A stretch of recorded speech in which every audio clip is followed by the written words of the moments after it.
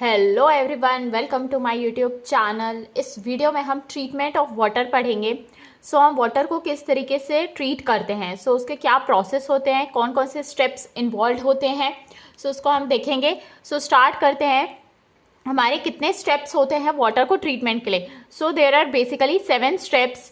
First होता है screening, second होता है एरेशन, थर्ड है फ्लॉक्यूलेशन, फोर्थ है फिल्ट्रेशन, फिफ्थ है डिसइंफेक्शन, सिक्स्थ है सॉफ्टनिंग और सेवेंथ है डिफ्लोरिडेशन। यहाँ पे जो एक दो स्टेप्स हैं, डिफरेंट बुक्स में कई बार डिफरेंट गिवन होता है। उसमें यहाँ पे ये भी गिवन होता है कि फ्लॉक्यूलेशन के बाद हमारा सेडिमेंटेशन है, नेक्स्ट हमारा फिल्ट्रेशन है। वो भी सही वे होता है, आप उस अकॉर्डिंग भी कर सकते हैं और इस अकॉर्डिंग भी आप इसको पढ़ सकते हैं। स्टार्ट करते हैं। हम एक एक यूनिट को डिस्कस करेंगे वन बाय वन। स्टार्ट करते हैं। फर्स्ट यूनिट है हमारा ट्रीटमेंट का स्क्रीनिंग। ये सबसे पहला यूनिट है। तो इसमें क्या होता है, जो लार्ज फ्लोटिंग मैटर्स होते हैं वो रिमूव किए जाते हैं, राइट। जैसे कि पॉलिथीन बैग्स हो गए। हमारे जो बड़े पार्टिकल्स होते हैं फ्लोटिंग मैटर, उसको हम सबसे पहले रिमूव कर लेते हैं स्क्रीनिंग में। स्क्रीन्स हमारे 2 टाइप्स के होते हैं। फर्स्ट है हमारा कोर्स स्क्रीन, सेकेंड होता है हमारा फाइन स्क्रीन। कोर्स स्क्रीन में जो गैप्स होते हैं वो ज़्यादा होते हैं, फाइन स्क्रीन में गैप्स जो हैं हमारे वो कम होते हैं। इसमें जो सेंटर टू सेंटर स्पेसिंग होती है कोर्स स्क्रीन में, वो होती है 20 to 100 mm centre to centre spacing, और फाइन स्क्रीन में होती है 10 mm की spacing. Now generally fine screen में क्या होता है, जो पार्टिकल्स होते हैं वो ज़्यादातर क्लॉग्ड हो जाते हैं, इसीलिए इसको हम ज़्यादा यूज़ नहीं कर पाते। मींस ये स्क्रीन में क्या होता है, इशू आता है कि क्लॉगिंग जल्दी जल्दी हो जाती है। इस वजह से क्या होता है, हेड लॉस इंक्रीज हो जाता है। तो हम क्रॉस स्क्रीन को ज़्यादातर यूज़ करते हैं। जब ये हम स्क्रीन्स को यूज़ करते हैं तो हम स्क्रीन्स को कैसे प्लेस करते हैं। स्क्रीन्स जो होती हैं वो जनरली इंक्लाइंड प्लेस की जाती है, इस तरीके से इंक्लाइंड प्लेस करते हैं हम इसको, ताकि जो हमारा फ्लो एरिया है वो बढ़ जाए। तो उस वजह से क्या होगा, वेलोसिटी हमारी रिड्यूस हो जाएगी। वेलोसिटी इन्वर्सली प्रोपोर्शनल होता है एरिया के। तो क्या होता है, जो लार्ज फ्लोटिंग मैटर्स हैं हमारे वो कलेक्ट हो पाएंगे। हमारा पर्पस यही है, लार्ज फ्लोटिंग मैटर्स को कलेक्ट करना, राइट। यहाँ पे हम लार्ज फ्लोटिंग मैटर को कलेक्ट कर लेते हैं स्क्रीन्स को इंक्लाइंड प्लेस करके। जनरली हम जब यूज़ करते हैं तो कौन स्क्रीन्स को ज़्यादा यूज़ करते हैं, क्योंकि इसमें जो पार्टिकल्स हैं वो क्लॉग्ड नहीं होते, और फाइन स्क्रीन्स को यूज़ करते हैं तो जो पार्टिकल्स होते हैं वो फ्रीक्वेंटली क्लॉग्ड होने लगते हैं, इसलिए हम इसको कम यूज़ करते हैं, और उस वजह से क्या होता है, यहाँ पे हेड लॉस हमारा बढ़ जाता है। नेक्स्ट हमारा प्रोसेस है एरेशन। एरेशन एक प्रोसेस है जिसमें हम पानी को इंटीमेट कांटेक्ट करते हैं ऑक्सीजन से। मींस जो हमारा ऑक्सीजन एयर है उसमें हम वाटर का डायरेक्ट कांटेक्ट करते हैं। उस वजह से क्या होता है, जो हमारी गैसेस होती हैं, ऑर्डर वाली गैसेस जैसे कि CO2 और H2S, वो रिमूव हो जाती हैं। With the help of aeration जो Fe2+ आयंस हैं उसको हम रिमूव कर सकते हैं। Fe2+ में जब हम ऑक्सीजन का सप्लाई करते हैं तो ये हमारा H+ आयंस देता है with some precipitate. H+ increases means the acidity of water will be increased here. There are different aerators used for aeration purpose. हम उसको स्टडी करेंगे कौन कौन से एरेटर को यूज़ किया जाता है एरेशन के लिए। फर्स्ट है हमारा स्प्रे नोजल एरेटर। ये हमारा स्प्रे, हम वाटर को कॉन्टैक्ट कराएंगे एयर से। इसमें इफ़िशियंसी है कार्बन डाइऑक्साइड की 90% और हाइड्रोजन सल्फाइड की 99%। इसमें इफिशियंसी ज़्यादा है, बट ये जनरली कॉस्टली प्रोसेस होता है। Generally from economic point of view we don't use this. Efficiency of removal of carbon dioxide is 90% and hydrogen sulphide removal efficiency is 99%. Now water is supplied through the inlet, then it goes to the nozzle. In the high head nozzles are there. यहाँ पे इसका water का contact होता है air के थ्रू। After that it goes to the outlet, water is then exit from outlet here. It removes different gases effectively, but since it is a costly process, we don't use it. Next aerator is cascade aerator. इसका advantage ये है कि ये cheap होता है, economical भी है, और जो इसके स्टेप्स होते हैं कैस्केड एरेटर के वो RCC के बने होते हैं, मीन्स रेनफोर्स सीमेंट कॉन्क्रीट के, और इसमें कोई भी मेंटेनेंस की ज़रूरत नहीं पड़ती है। और जो इफ़िशेंसी होती है कार्बन डाइऑक्साइड को रिमूवल की वो 20 to 45% होती है, और हाइड्रोजन सल्फाइड रिमूवल की एफिशिएंसी होती है 35%, which is less. So the plan view of cascade aerator is like this.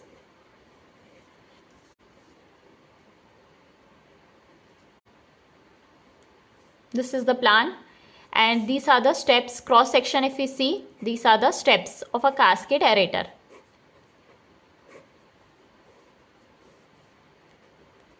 And generally 3 to 5 steps are provided for cascade aerator. So water is made to flow through these steps so that it comes in contact with the air. So since it is cheap and economical, so we widely use this aerator. So basically जो aeration होता है वो ground water के लिए किया जाता है, ना कि सरफेस वाटर के लिए. सो जो सरफेस वाटर होता है वो ऑलरेडी एक्सपोज होता है एयर के थ्रू, मीन्स ऑक्सीजन. सो जो हमारा सरफेस वाटर होता है वो ऑलरेडी एक्सपोज होता है ऑक्सीजन से, बट जो हमारा ग्राउंड वाटर होता है वो जनरली एक्सपोज नहीं होता ऑक्सीजन से. So basically aeration is done for ground water. Now the next type of aerator is diffused air aerator. So ये हमारा diffused air aerator. This is the inlet, water comes through this inlet and here the compressed air is supplied in the water. So from the nozzle the oxygen is delivered in the water. So this is the deflection unit and then the water is collected through the outlet. So इसमें क्या होता है, basically ये remove करता है हमारा colour और order को. सो ये कॉस्टली प्रोसेस होता है. सो वाटर में कई बार डिफरेंट कलर्स प्रेजेंट होते हैं because of the presence of algae and bacteria. So वो कलर को ये रिमूव करता है एंड ऑर्डर को भी ये रिमूव करता है, और ये कॉस्टली प्रोसेस है. So this is costly because supply of compressed air is a difficult and costly process, and deflector unit is also used here. Now the next aerator is trickling bed or tray tower aerator. This is the trickling bed or tray tower aerator.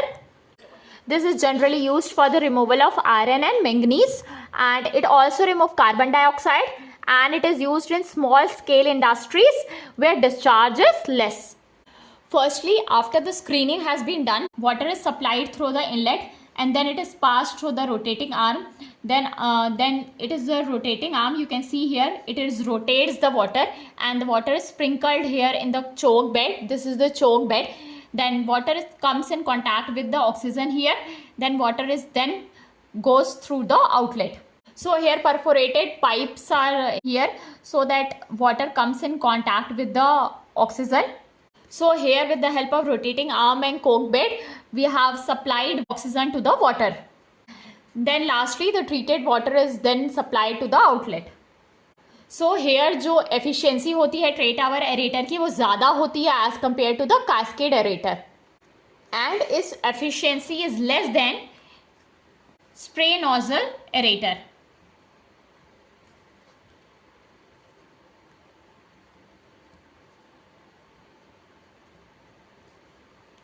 So ideally spray nozzle aerator is effective, but from economic point of view we generally use cascade aerator.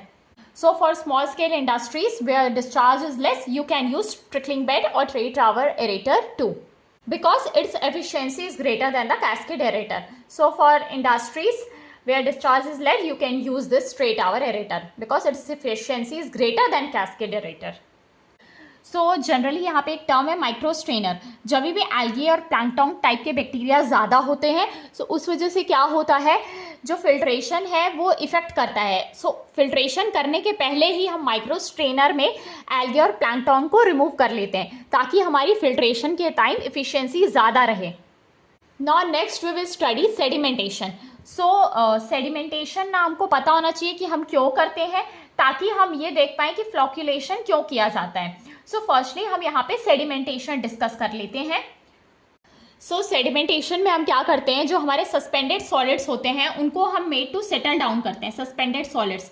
So generally screening में हम क्या करते हैं, जो हमारे floating matter हैं उसको हम रिमूव करते हैं. सो बेसिकली इसमें क्या होता है, हमारा स्क्रीनिंग हो गया है तो जो हमारे फ्लोटिंग मैटर है वो रिमूव हो गए. नाउ एरेशन, वाटर का सप्लाई भी हो गया है. नेक्स्ट जो हमारे सस्पेंडेड सॉलिड्स हैं जिनके स्पेसिफिक ग्रेविटी वाटर से ज़्यादा है, जिन सॉलिड्स की, उसको हम सेटल डाउन कराते हैं. सो सेडिमेंटेशन हमारा बेसिकली 2 टाइप्स के होते हैं. फर्स्ट है हमारा प्लेन सेडिमेंटेशन, सेकेंड होता है sedimentation with coagulation. So plain sedimentation में हम क्या करते हैं, पानी को इकट्ठा किया, फिर जो भी पार्टिकल्स की डेंसिटी ज़्यादा होगी वाटर से वो सेटल डाउन हो जाएंगे ऑटोमेटिकली. सो कई बार क्या होता है, जो सस्पेंडेड सॉलिड्स होते हैं उनके साथ कई पार्टिकल्स ऐसे होते हैं जो सेटल नहीं होते। सो उस वजह से हम यूज़ करते हैं sedimentation with coagulation. So plain sedimentation की डिज़ाइनिंग के पहले हमको ये पता होना चाहिए कि सेडिमेंटेशन टैंक हमारे कितने टाइप्स के होते हैं। सो जो हमारे सेडिमेंटेशन टैंक है वो बेसिकली 2 टाइप्स के होते हैं। फर्स्ट है हमारा क्वेसेंट टाइप, सेकेंड हमारा कंटिन्यूअस टाइप।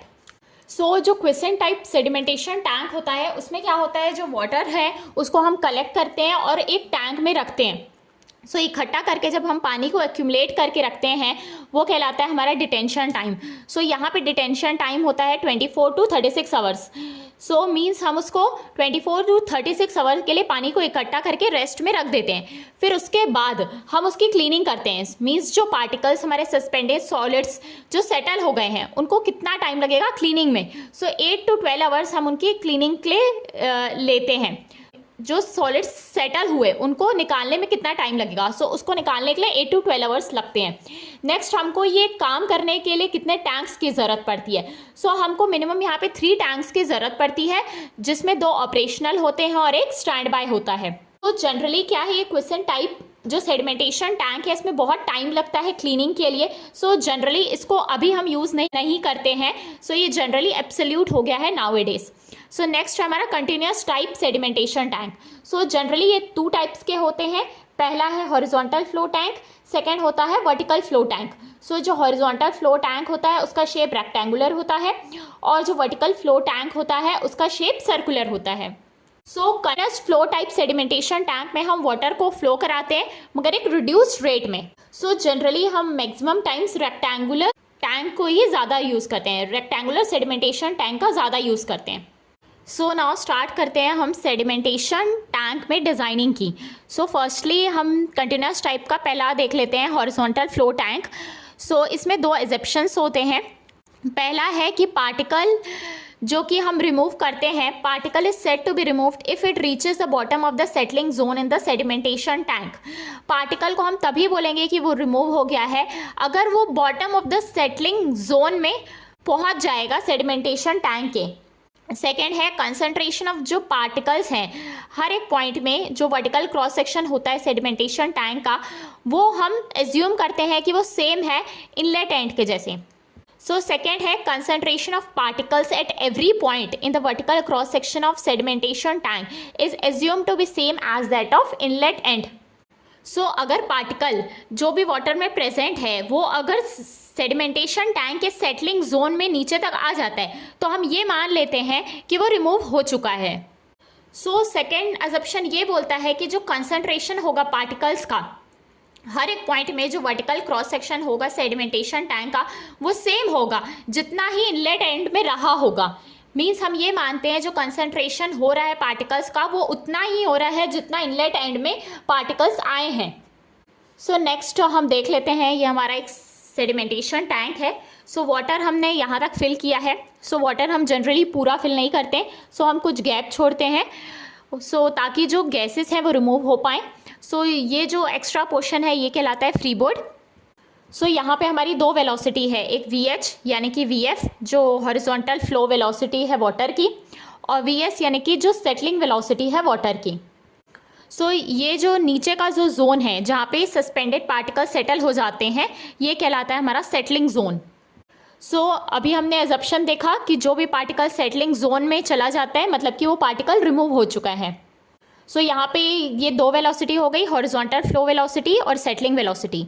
यहाँ पे एक वेलोसिटी और होती है जो कि है V0, जिसको सरफेस ओवरफ्लो रेट या ओवरफ्लो वेलोसिटी या सुपरफिशियल वेलोसिटी या फिक्टिशियस वेलोसिटी भी बोला जाता है।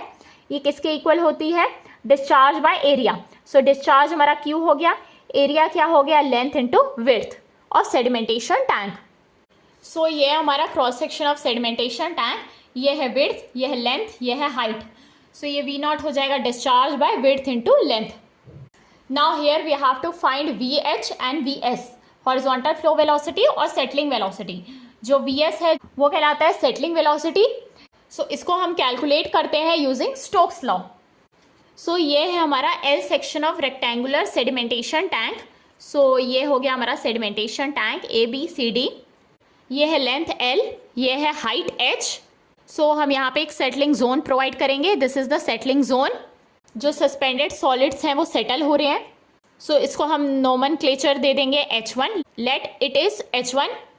सो यहाँ पे हमारे पास दो वेलोसिटी है, एक VH और VF, हॉरिजॉन्टल वेलोसिटी या फ्लो वेलोसिटी, और एक है VS, settling velocity. So using similar triangles, VH by VS किसके इक्वल हो जाएगा? VH किसके इक्वल हो जाएगा? L के, और VS किसके इक्वल हो जाएगा? H के। यहाँ पे हमारा VH है वो किसके इक्वल हो जाएगा? Discharge bye B into H के। सो ये हमारा क्रॉस सेक्शनल एरिया है। सो जो हॉरिजॉन्टल फ्लो वेलोसिटी है वो किसके इक्वल हो जाएगी? डिस्चार्ज बाय एरिया के। सो एरिया क्या है? Cross sectional area means B into H। So ये VH है हमारा Q बाय BH। सो यहाँ हम वैल्यू सब्स्टिट्यूट कर देंगे, Q upon BH by VS is equals to L by H।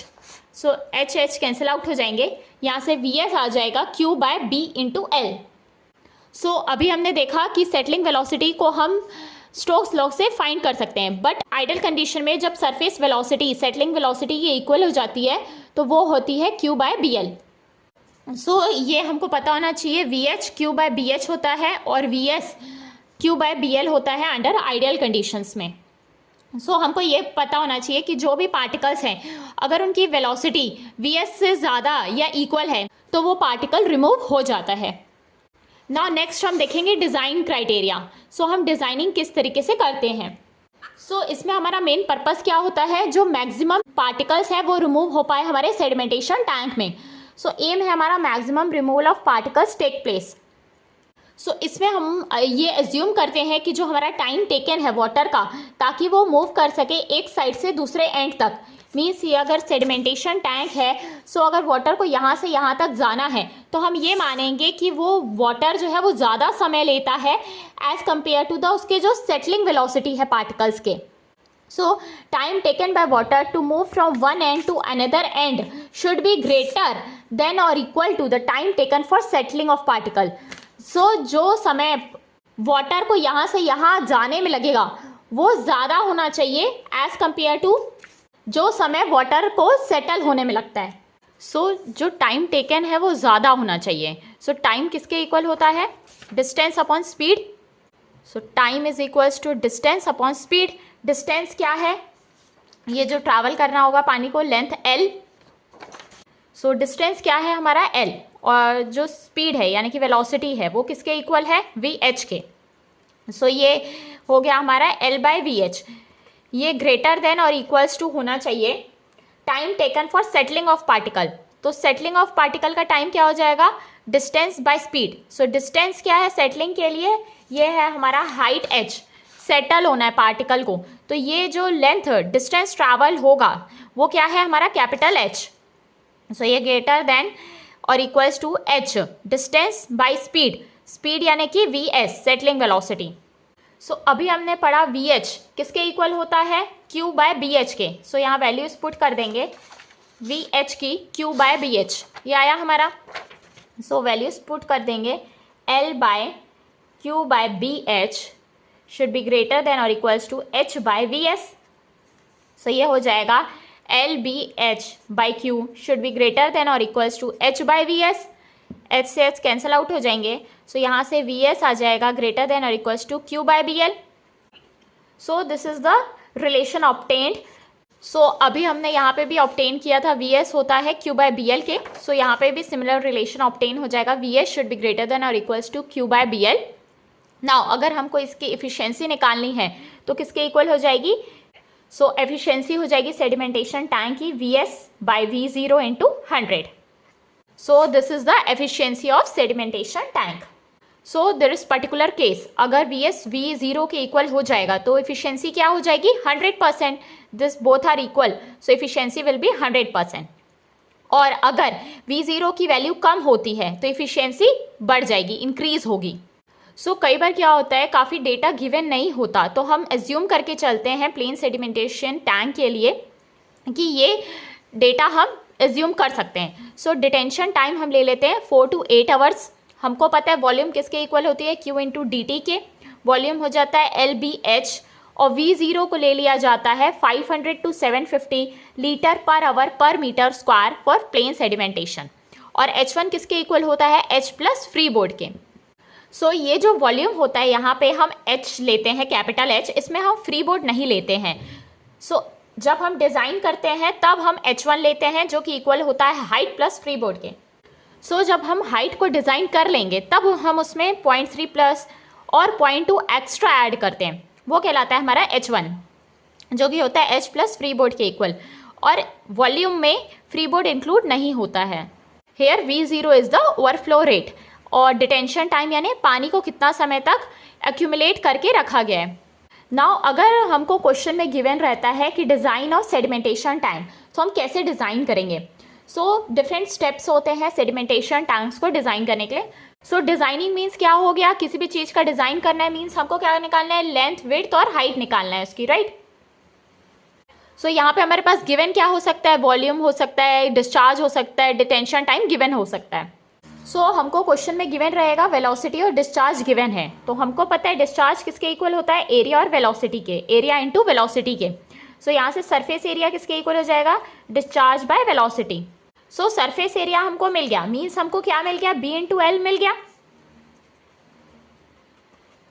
सो यहाँ पे B और L कैसे आएगा, हम ये एज्यूम करते हैं कि जो रेशियो होता है L/B का प्लेन सेडिमेंटेशन टैंक के केस में वो 3 to 5 होता है, मीन्स जो लेंथ है वो 3 टाइम्स होता है विड्थ के। सो यहाँ से L और B फाउंड आउट हो जाएगा। सो हमको लेंथ और विड्थ आ गया, लेंथ आ गया, विड्थ आ गया। अब हमको क्या बच गया, height, height of the sedimentation tank. So हमको पता है वॉल्यूम किसके इक्वल होता है, Q into detention time, discharge into detention time, और वॉल्यूम किसके इक्वल होता है, length into width into height के। सो यहाँ से हमारा हाइट आ जाएगा। सो डिस्चार्ज गिवन है, डिटेंशन टाइम हम प्लेन सेडिमेंटेशन टैंक के केस में एज्यूम कर सकते हैं 4 to 8 आवर्स, और लेंथ और विड्थ हमने फाइंड कर लिया है, ये गिवन है, इसको हम एज्यूम कर सकते हैं, तो यहाँ से H आ जाएगा। नाउ हमारे पास हाइट आ गई, तो total height means H1 find करने के लिए हम क्या करेंगे, हाइट में जो हमारे पास हाइट ऑब्टेन हुई है उसमें फ्री बोर्ड ऐड कर देंगे, तो हमारा टोटल हाइट आ जाएगा। सो इस तरीके से हमको लेंथ, विड्थ और हाइट ऑब्टेन हो जाएगा प्लेन सेडिमेंटेशन टैंक के केस में। सो अभी हमने रेक्टेंगुलर सेडिमेंटेशन टैंक के बारे में डिस्कस कर लिया है, अब हम डिस्कस करेंगे सर्कुलर सेडिमेंटेशन टैंक के केस को। So circular sedimentation tank is a type of vertical flow tank. So अभी हमने रेक्टेंगुलर सेडिमेंटेशन टैंक को डिस्कस किया जो कि था हॉरिजॉन्टल फ्लो टैंक का केस। अब हम सर्कुलर सेडिमेंटेशन टैंक को डिस्कस करेंगे जो कि है वर्टिकल फ्लो टैंक का case, right. So this is the plan area of circular sedimentation tank. So let's see how it works. So water is made to flow through this inlet. Then water discharges in 2 different directions. So water discharges in these 2 directions. So what we see here. So here the horizontal flow velocity decreases as the distance from the center is increased. So distance of the particles which is coming from here is increasing. So horizontal velocity will get decreased. So here the horizontal flow velocity decreases, so distance from the center is increases. So because of this, circular sedimentation tank follows a parabolic path.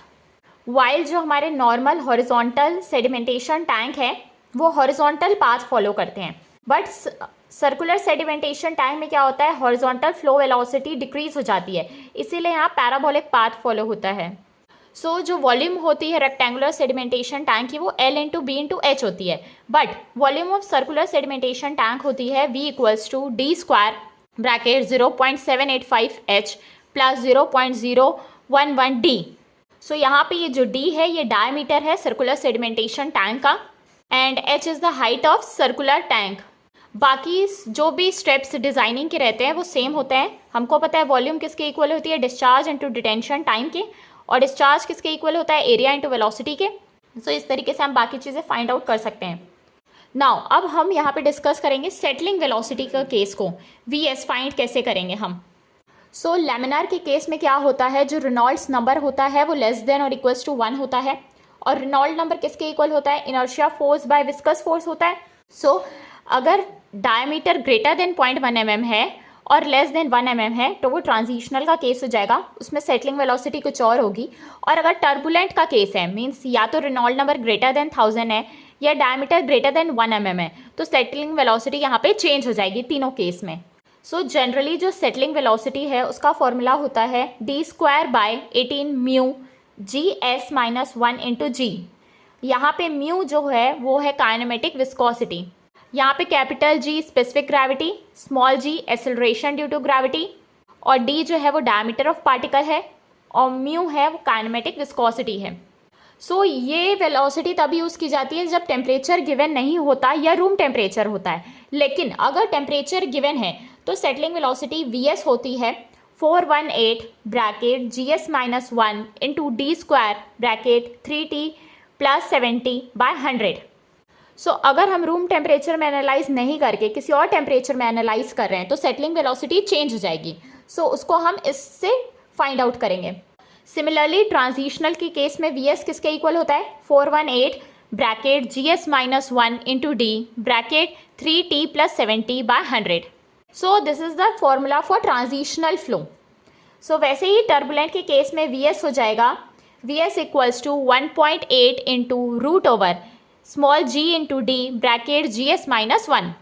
Generally settling velocity turbulent के case में नहीं होती है, but you can find out from this formula, क्योंकि इसमें particle बहुत हैप्साइड manner में होते हैं, इसीलिए सेटलिंग वेलोसिटी यहाँ नहीं होती। So these are the formula for laminar, transitional and turbulent flow के केस में। नाउ यहाँ पे एक टर्म आपको पता होना चाहिए बेफल वॉल्स के बारे में। सो जब भी हम सेडिमेंटेशन टैंक को डिज़ाइन करते हैं, ये हमारा रेक्टेंगुलर सेडिमेंटेशन टैंक। सो जब भी हम वाटर को डिस्चार्ज करते हैं सो यहाँ पे हम एक बेफल वॉल लगा देते हैं ये। सो इससे क्या होता है, जो वाटर आ रहा होता है सोर्स से, मेन पाइपलाइन से, उसकी लेंथ इंक्रीज हो जाती है फ्लो करने के लिए और वेस्टेज भी नहीं होता है। और जो बेफल वॉल्स होते हैं वो अवॉइड करता है शॉर्ट सर्किटिंग को। सो बेफल वॉल्स ये होती है, इससे क्या होता है लेंथ इंक्रीज हो जाती है फ्लो एरिया की। So for that purpose we use baffle walls. Now एक टर्म यहाँ पे आपको और पता होना चाहिए जो कि होता है डिस्प्लेसमेंट एफिशिएंसी। ये होता है ratio of flow through time by detention time into 100। सो कितना टाइम वो फ्लो हो रहा है बाय कितना टाइम वो डिटेन हो रहा है, मीन्स रुका हुआ है। सो अगर आपको ये वीडियो पसंद आया तो वीडियो को लाइक करें, और अगर मेरे चैनल में नए हैं तो चैनल को सब्सक्राइब करें। Thank you.